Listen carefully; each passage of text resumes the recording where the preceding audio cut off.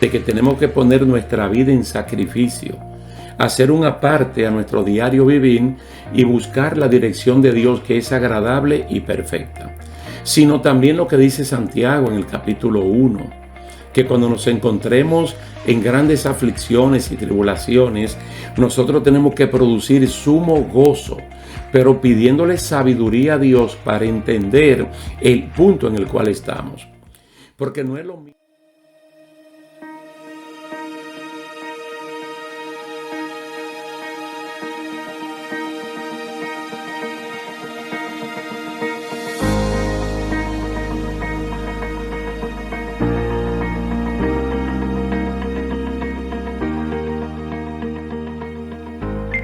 ¿Qué tal, queridos hermanos? Dios me le bendiga, Dios le guarde. Es un placer estar con ustedes para continuar con esta serie de estudios bíblicos entrenados para vencer. De verdad que estamos ya en la parte final de esta serie. Hoy vamos a ver el cuarto principio de victoria, de triunfo, de ese ciclo de la victoria del creyente, como está en Hebreos capítulo 10. Que yo le dije anteriormente que me gustaba mucho como está en el Salmo 37. Pero aquí estamos viendo tanto la esperanza, la confianza, la paciencia y la fe en base a Hebreos capítulo 10. En el día de hoy vamos a ver un solo versículo también, el verso 38. Y es una cita prestada del libro de Habacuc. Dice así, Hebreos 10:38. Mas el justo vivirá por fe, pero si retrocede, no agradará a mi alma, dice el Señor. Entonces, es muy importante este versículo bien corto, pero que dice tanto en pocas palabras. El justo vivirá por fe. Primeramente hablamos del justo como una persona que se ha arrepentido de sus pecados y no es salvo por su justicia, sino por la misericordia de Dios, el cual imputa o pone su justicia en esta persona y ahora llamado justo vivirá por fe, porque todo es por gracia y por la fe. Pero si esta persona retrocede, después de haber sido declarado justo mediante la fe, a Dios no le va a agradar. Esta cita, como dije anteriormente, es una cita directa de Habacuc, del libro de Habacuc, uno de los profetas menores, quien vivió en un tiempo donde la violencia, la injusticia y la maldad coparon a la sociedad judía. Muchos creyentes de ese entonces habían retrocedido porque no habían luchado por la fe. Sucumbieron ante el auge del pecado, sintieron que eso era demasiado para ellos y que no podrían. El mismo profeta Habacuc fue uno que se quejó amargamente. Ustedes lo pueden leer porque es un libro bastante corto de 3 capítulos, pero bien sustanciosos. El capítulo número 1 es la queja de Habacuc, y una queja hasta cierto punto con razón. El capítulo 2, Dios le habla, y el capítulo 3, este hombre está firme, esperando que Dios conteste tocante a su queja. Él se quejó amargamente de lo que estaba viviendo y de lo que estaba viendo, y decía que por ese estado de maldad la ley era debilitada y la justicia no salía según la verdad. Fíjense ustedes lo valioso que es para una familia, para una sociedad, un hombre o una mujer de fe, un niño, un adolescente, un joven que practica la fe, se convierte en una persona muy útil a la sociedad, porque incluso puede mantener sus principios y sus valores, no importa la pudrición moral que vea a su alrededor. Con una fe potente, pues uno puede sanar y curar aguas que están dañadas, que están podridas. En un mundo de caos, de problemas y de confusiones religiosas, la luz de la fe en Dios nos saca adelante sin ningún tropiezo. Pero hay otros que fluctúan y caen y otros retroceden y dan pasos atrás. En este punto nosotros no vamos a hablar teológicamente de las posiciones doctrinales que hay. La nuestra ya la hemos expuesto en varios capítulos. Nosotros creemos en una gracia de Dios para todo el mundo, en una fe que todo el mundo la puede tener, que todo el mundo se pudiera salvar si aceptaran el Evangelio del Señor, la noticia de las buenas nuevas. Nosotros creemos que la persona, después de estar salvos, pueden caer. Aquí mismo está hablando de lo que retroceden. Retroceder en términos bíblicos no son cosas buenas. Y no es verdad que una gente justa retrocede y le va tan bien como aquel que avanza, porque dice que a Dios no le agrada. Los que se devuelven no agradan a Dios. Dios es una persona de victoria y como tal quiere que sus creyentes sean como Él es. Por eso que nosotros hemos visto en varios capítulos cómo Dios nos entrena para vencer. ¿Y cuántas veces tendríamos que mencionar el capítulo 8 de la carta a los romanos? De todos los escenarios que se presentan allí en los cuales nosotros podemos salir más que victoriosos. El mismo Salomón, cuando estaba inaugurando el templo de Jerusalén, en la versión de Segunda de Crónicas, capítulo 6, él presenta por lo menos 6 escenarios, todos extremistas, en los cuales una persona que le ora a Dios, que cree en Dios, puede salir triunfante. La victoria es un atributo posible y comunicable de parte de Dios para sus siervos. Dios no se agradó de los que no creyeron, antes bien estuvo disgustado con ellos. Habría que pensar en el agrado que siente Dios con aquellos que se sobreponen a cualquier situación con la fe puesta en Él para triunfar. ¿Recuerdan el caso de Números capítulo 14, el fracaso del pueblo de Dios en Cades Barnea?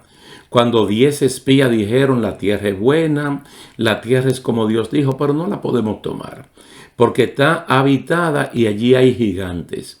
Mas, sin embargo, Josué y Caleb dijeron, la tierra es buena como Dios dijo, hay gigantes, hay muchos pobladores, pero Dios está con nosotros. Vamos, que la vamos a conquistar. Entonces Dios se agradó de Josué y de Caleb, pero a Dios no se agradó de los 10 espías. Tampoco se agradó de los más de 603,000 hombres de más de 20 años que siguieron el consejo de los 10 espías. Ellos volvieron atrás cuando ya estaban en la frontera misma de la bendición. Hay que tener mucho cuidado, hermanos, porque estos elementos, mire, la esperanza, la paciencia, la confianza y la fe son ingredientes que todos los días nosotros tenemos que estar buscando y mantenerlo en operación para que el sistema de defensa espiritual del creyente esté siempre preparado para cualquier ataque de parte del enemigo. ¿Qué será algo que a Dios no le agrade? ¿Cómo le puede ir a aquellos que no le agradan a Dios? Dios no puede ser burlado. Él solo espera de nosotros que creamos en Él. De hecho, Dios no nos tiene que estar dando opiniones ni dándonos un resumen de lo que Él está haciendo. Nosotros lo único que tenemos que hacer es creer. Miren, el momento que yo estoy hablando con ustedes, Dios está haciendo algo. ¿Por qué? Porque Dios siempre tiene un plan. El mismo Cristo dijo, mi Padre hasta ahora trabaja. El capítulo 15, versículo 1 de Juan, presenta a Dios como el labrador, un agricultor que constantemente está ocupado en su labranza. Dios no es un vago. No es un vago. Dios siempre está trabajando. Es lo que quiere que creamos que Él está haciendo algo. La fe es una palabra que está relacionada con el verbo creer. Mire que en español se ven como distantes, fe y creer. Mas, sin embargo, en el idioma griego, del cual vienen las dos palabras, tienen la misma raíz. Por ejemplo, la palabra fe en griego se pronunciaría de esta manera, pistis, pistis. Y el verbo creer se diría pisteuo, pisteuo. Entonces, pistis y pisteuo se puede notar evidentemente que vienen de la misma raíz. De la misma raíz. Es como si creer fuera sustituido por la palabra feer. No existe, yo me la estoy inventando. Feer sería como tener fe, como creer. Mas, sin embargo, no está el verbo feer, pero está el verbo creer. Y el verbo creer viene, su etimología es del verbo griego pisteuo, de esos verbos que terminan en omega. Y la palabra fe, pistis, quiere decir que la palabra fe y la palabra o verbo creer tienen la misma raíz, Dios es un ser espiritual e invisible, pero no es un Dios ausente. Porque para muchas personas, como Él no se ve, Él está ausente. Y ahí que fracasan. Y no estamos hablando de impíos, de pecadores, de mundanos. Estamos hablando de creyentes. Que estamos acostumbrados a las cosas que se pesan, que se miden, que se ven. Pero Dios es espiritual. Dios es invisible. Y a Dios lo podemos ver mediante los ojos de la fe. Por lo tanto, Él nos facilita el cómo entenderlo en el diario vivir. Dios nos da la fe, es decir, la capacidad de creer y de entender a Dios. Tú ves que mucha gente se rompe en la cabeza con el asunto del universo, el origen del universo, el origen del hombre, que si fue un asunto por evolución, que si descendemos de allí, que si hay una cadena, que primero ocurrió esto hasta terminar en el producto que ahora somos nosotros y que nosotros mismos vamos a darle paso a otra especie. Todos esos disparates, porque para mí son puramente disparates, quedan anulados porque es que la misma Biblia dice que por la fe nosotros entendemos que Dios constituyó el universo e hizo todo lo que se ve de lo que no se ve. Quiere decir que solamente Dios puede hacer de la nada, ex nihilo, como se dice, todo lo que se ve. Incluso las cosas que no se ven. Porque hay cosas que son invisibles a nuestros ojos, pero son creadas por Dios.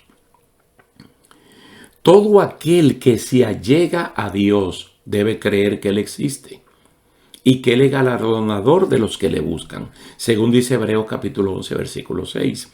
Galardonador es que Dios recompensa a aquellos que se acercan a Él creyendo en Él. Usted sabe la cantidad de personas que se han acercado a Dios sin creer en Él. La cantidad de personas que incluso estaban encima de Jesús sin creer en Él.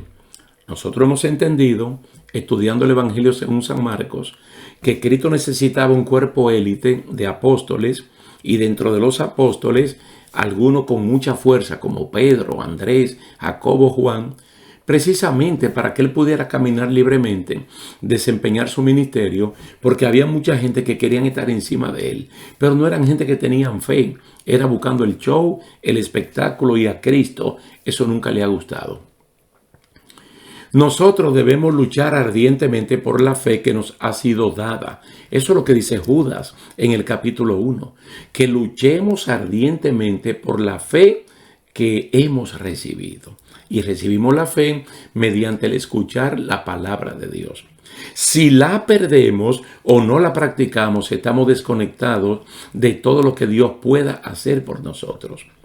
No sé si ustedes pueden recordar la ocasión cuando los apóstoles en confianza le dijeron a Jesús que le aumentara la fe. Qué interesante pasaje. Ahora no recuerdo dónde que está, pero ustedes lo pueden buscar. Aumentanos la fe. Él ni le dijo ni sí ni no. Él solamente le dijo, si ustedes tienen fe como un granito de mostaza, pueden decirle a este monte, quítate de ahí, y el monte se quita. O le pueden decir a este árbol, desarráigate y échate en el mar. Mire que son figuras de cosas conocidas para darnos a entender cosas, poderes desconocidos. No es que le vamos a decir a este árbol, quítate de ahí. Es que ese árbol representa una situación o el monte representa una situación que mediante la fe ellos se pueden quitar de en medio. Pero una fe que cuando nos acercamos a Dios creyendo, Él galardona. Entonces primeramente, no debemos estancarnos o retroceder. Tampoco la fe que tenemos deberíamos tenerla dormida, sino en operación. La grandeza de la fe es inmensa. Porque se está hablando de la semilla de mostaza, que es la semilla más pequeña. Una persona que tenga fe, esa cantidad, es como el que tenga mucho, porque la fe va a operar igualmente. El cuadro de los héroes de la Biblia, que está en Hebreos capítulo 11, todos son héroes de la fe del Antiguo Testamento. Aunque ese libro está en el Nuevo Testamento, no menciona ningún héroe de ese periodo. ¿Y con quién comienza? Con Abel. Y finaliza con muchos que conquistaron reinos por creerle a Dios mediante la fe. La fe no es una simple definición de la certeza de lo que se espera y la convicción de lo que no se ve. La fe es algo práctico que se vive, se siente y por eso uno se mueve en victoria. La fe te permite planear y ver el objetivo a alcanzar, ver el producto que tú vas a alcanzar. Por eso es que en ese capítulo 11 de la carta a los Hebreos, que se habla de los héroes de la fe, desde Abel hasta innombrables de ellos, todos lograron ver mediante los ojos de la fe lo que ellos estaban buscando, lo que ellos estaban esperando. Vamos a poner el ejemplo de Abel, ya que estamos hablando de ellos y él que es el primero. Pongamos un solo ejemplo de los héroes de la fe, el caso de Abel. Abel ofrece a Dios más excelente sacrificio que su hermano Caín. Y parece que ofreció más excelente sacrificio aún que toda la familia. Abel tenía hermanos, hermanas. Abel tenía su papá, tenía su mamá. Y se ve que era una familia que adoraban a Dios, porque fue la primera familia de la tierra. Y Adán y Eva tenían conexión con Dios, conocían a Dios perfectamente bien. No es de extrañar que Adán y Eva y el resto de los hermanos y hermanas de Abel no sean mencionados en el capítulo 11 de la carta a los Hebreos y que solo aparezca él. Parece ser que en lo que respecta, parece ser que en lo que respecta a creer que verdaderamente venía una simiente capaz de redimirlos a ellos y redimir a toda la humanidad, el que realmente captó eso en su esencia mediante la fe fue Abel. Fue Abel, porque lo que Abel está ofreciendo es lo que está visualizando a Cristo en la cruz del Calvario. Él pudo haber ofrecido otro tipo de animal, pero él ofreció un cordero, buscó el mejor, sin manchas, sin arrugas, sin enfermedad, y lo ofreció. Por eso fue que a Dios le agradó, no por el animal en sí, sino porque en el corazón, mediante la fe, le estaba ofertando lo mejor. Y él estaba creyendo en esas palabras que Dios le dijo a su mamá y le dijo a su papá, que de Eva iba a venir una simiente que al mismo diablo le iba a dar en la cabeza, lo iba a herir con una herida mortal.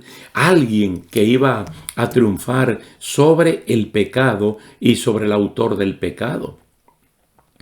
Sobre el autor del pecado. Entonces uno siempre supone que Adán y Eva les contaron y edificaron y enseñaron a sus hijos a hacer lo que tenían que hacer, los sacrificios.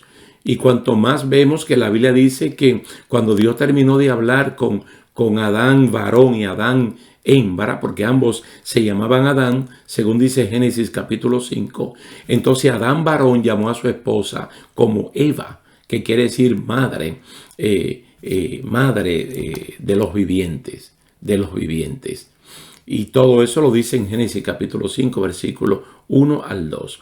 Entonces le cambió el nombre de Adán mujer por Eva, madre de los vivientes. Génesis 3:20.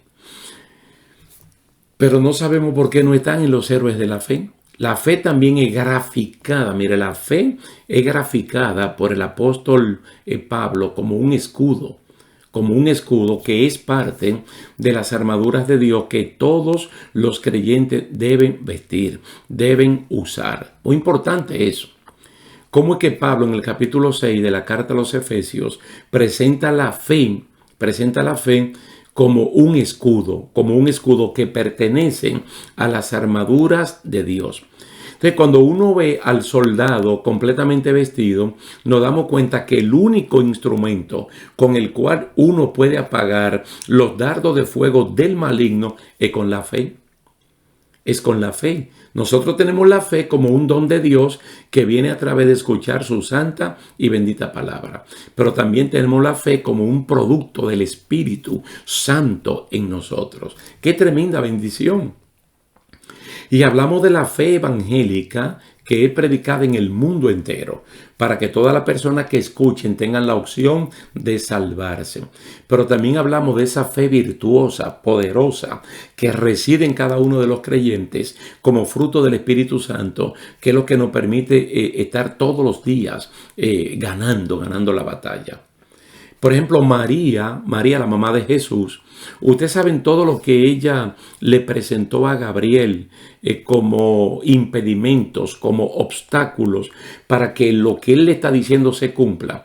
Finalmente esta mujer le creyó a Dios de que Dios era capaz de hacer hasta lo imposible.